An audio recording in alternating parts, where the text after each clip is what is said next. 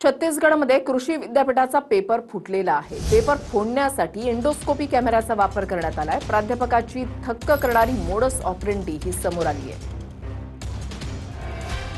छत्तीसगडमध्ये पेपर फोडण्यासाठी एका प्राध्यापकानं चक्क एंडोस्कोपीच्या कॅमेऱ्याचा वापर केलाय। लिफाफ्यातील पेपर एंडोस्कोपीच्या कॅमेऱ्यानं स्कॅन करून त्याची 11,000 रुपयांना विक्री केली आहे। या प्राध्यापकाला अटक केल्यानंतर हा धक्कादायक प्रकार उघडकीस आलाय। छत्तीसगडमधील इंदिरा गांधी कृषी विद्यापीठाच्या BScच्या प्रथम वर्षाचा प्लांट पॅथॉलॉजी आणि दुसऱ्या वर्षाचा कीटकशास्त्राचा पेपर फुटला होता। 7 आणि 20 ऑगस्टला विद्यापीठाशी संबंधित 28 कृषी महाविद्यालयांमध्ये ही परीक्षा होणार होती। मात्र पेपर फुटल्याचं उघडकीस येताच विद्यापीठाकडून परीक्षा रद्द करण्यात आली आहे। योगेश सोनकेसरिया हा प्राध्यापक वर्षभरापासून कॉलेजमधील उत्तरपत्रिका आणि परीक्षांचे पेपर घेण्यासाठी विद्यापीठात जात होता।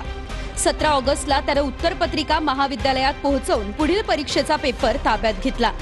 20 ऑगस्ट रोजी होणाऱ्या कीटकशास्त्र विषयाचा पेपर तो घरी घेऊन गेला। पेपर सीलबंद लिफाफ्यात होता। योगेशने लिफाफ्याला छिद्र पाडलं आणि एंडोस्कोपीसाठी वापरल्या जाणाऱ्या कॅमेऱ्याचा वापर करून पेपर स्कॅन केला। स्कॅन केलेल्या पेपरचा व्हिडिओ तयार करून तो पेपर हाताने लिहून काढला।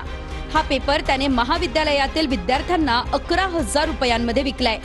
पेपर लीकची माहिती ईमेलद्वारे मिळताच विद्यापीठ प्रशासनानं परीक्षा तात्काळ रद्द करून पोलिसात तक्रार दाखल केली। पोलिसांनी 36 तासांमध्ये कारवाई करत प्राध्यापक योगेश सोनकेसरिया यांच्यासह 6 जणांना अटक केली आहे। अटक करण्यात आलेल्या 6 आरोपींमध्ये 5 विद्यार्थ्यांचाही समावेश आहे। तर या प्रकरणात आणखी 2 फरार आरोपींचा शोध सुरू आहे।